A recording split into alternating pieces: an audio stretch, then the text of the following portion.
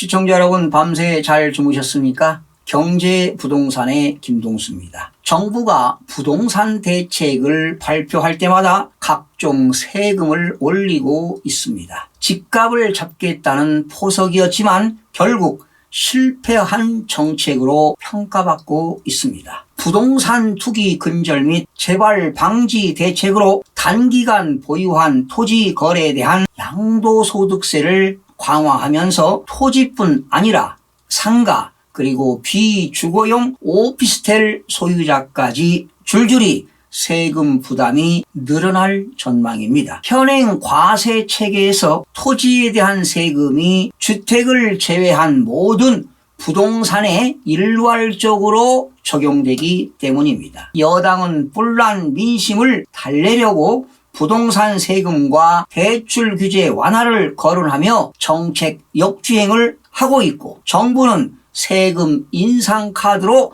강공 드라이브를 펼치면서 납세자의 혼란과 반감을 키우고 있다는 지적이 제기되고 있습니다. 기획재정부에 따르면 정부는 소득세법 개정을 통해 내년 1월부터 주택 이외의 부동산을 2년 미만 보유할 때 양도소득세의 세율을 40에서 50%에서 60에서 70%로 인상할 방침입니다. 여러분들도 다 아시다시피 올 6월 1일부터 주택 및 조합원 입주권을 1년 미만 보유하고 양도시에는 70%의 세율을 적용하고 1년 이상 2년 미만 보유 시 양도하는 경우는 60%의 세율을 적용하지요. 즉 보유기간 2년 미만인 주택에 적용하는 단기 양도소득세의 세율을 다른 부동산까지 확대하는 것입니다. 이렇게 되면 토지뿐만 아니라 상가라든가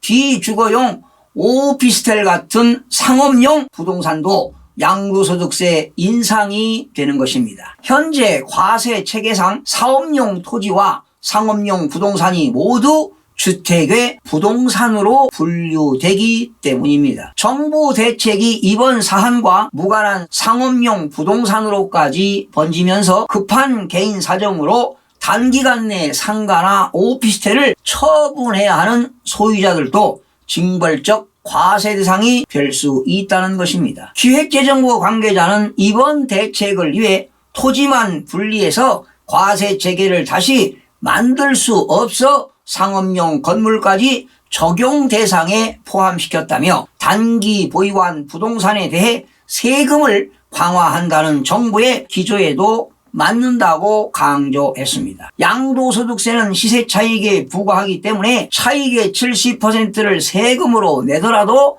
30%가 남으니까 과도하지 않다는 것인데, 실제로 지방소득세를 포함하면 77%입니다. 거기에다가 취득세라든가 보유세까지 포함하면 대부분 세금으로 나가게 되는 것이죠. 제 개인적인 주관인데요. 현실적으로 우리나라는 지금 거래세가 너무나 높습니다. 지금 OECD 국가 중에서 1위라고 보시면 되겠는데요. 우리나라 헌법 제14조에는 모든 국민은 거주 이전에 자유를 갖도록 되어 있는데 이제는 이사가는 것도 힘든 세상이 되어버렸습니다. 이렇게 되면은 앞으로 부동산 시장의 거래 절벽 현상으로 실물 경제에 미치는 영향은 물론 국가 경제에도 크나큰 타격이 예상이 되는 것이죠. 경제는 시장 원리에 맡기면 되는 겁니다. 이렇게 인위적으로 정책을 수립하게 되다 보면 부작용이 많이 발생하게 되는 것은 사실 아니겠습니까? 정부가 실수요자가 아닌 사람이 보유한 토지라고 판단해 양도소득세를 중과하던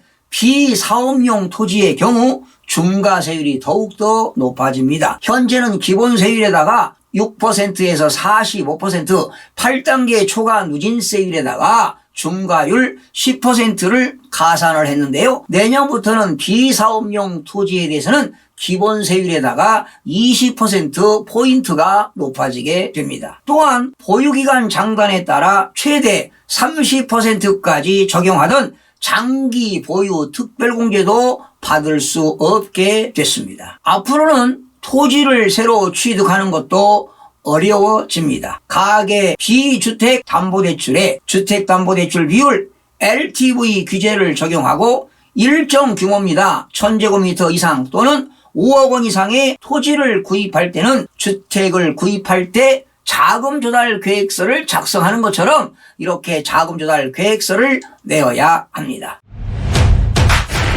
여러분들의 이해를 돕기 위해 양도소득세의 세율을 정리해보면 사업용 토지와 상업용 건물 등을 구입해서 양도할 때 1년 이내에 양도하게 되면 현행세율은 50%를 적용하지만 내년부터는 70%를 적용하게 됩니다. 또한 1년 이상 2년 미만 보유 시에는 40%에서 60%로 상향 조정되고요. 그리고 2년 이상 보유 시에는 6%에서 45%까지 8단계 초과 누진세율을 적용합니다. 여기에 비사업용 토지를 양도하게 되면 기본세율의 10%를 적용했지만 내년부터는 기본세율의 20%를 중과하게 되는 겁니다. 그러니까 최저 26%에서 최고 65%까지 적용하게 되는 겁니다. 2년 미만 보유한 비사업용 토지는 단기 세율과 중과 세율 중 더 높은 세율을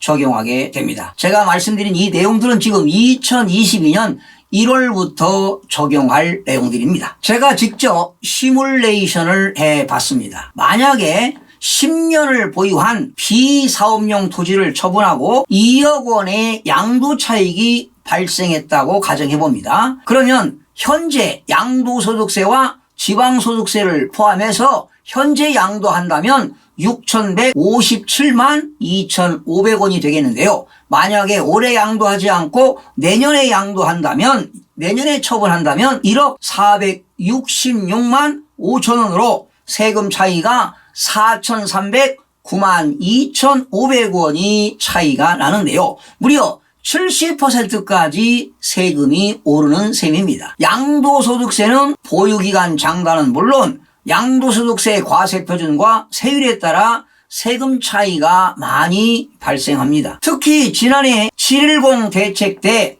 종합부동산세와 취득세 최고 세율을 종합부동산세는 6% 그리고 취득세는 12%까지 끌어올리는 등 주택에 과세하는 세금을 모두 강화했습니다. 이번 한국토지주택공사 부동산 투기 의혹으로 분노한 여론을 잠재우기 위해 세금 인상안이 나왔지만 오히려 거래 위축 등 부작용이 나타날 수도 있습니다. 지난 수년 동안 주택 관련 세금을 꾸준히 인상시켰지만 집값이 안정되기는커녕 호가는 계속 오르고 거래가 끊기는 매물 장기 현상이 지금 나타나고 있습니다. 최근에 말이죠. 선거를 앞둔 여당이 9억 원 이하 주택의 공시가격 인상률 제한 그리고 실수요자 대출 규제 완화 등 보완 대책을 쏟아내는 것이야말로 그간의 규제 강화 정책이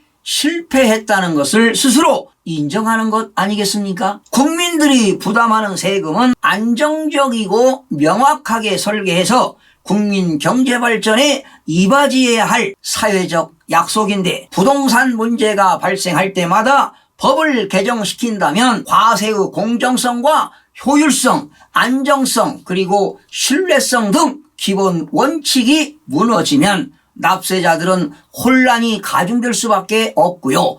그리고 일관성과 예측성이 없는 정책은 실패할 수밖에 없습니다. 정부가 투기 근절을 위해 토지 매매 절차를 까다롭게 하고 양도소득세를 이렇게 대폭 중과하는 초강경 대책을 내놓고 있는데요. 투기 거래로 얻은 부당이익이 고의성이라든가 그리고 중대성, 상습성이 인정되는 경우에 부당이득의 최고 5배까지 환수하는 등의 강력한 대책은 바람직하다고 봅니다. 그렇다면 토지 투기 심리를 상당 부분 억제하여 예방 대책이 있을 것으로 예상이 됩니다. 또한 기획부동산, 상습, 투기자 등을 철저히 색출하여 건전한 시장 질서를 확립해야 할 것입니다. 사실 정부가 투기꾼을 잡기 위해 모든 국민에게 양도소득세 폭탄을 안겼다는 볼멘 소리가 터져나오고 있습니다. 빈대 잡으려다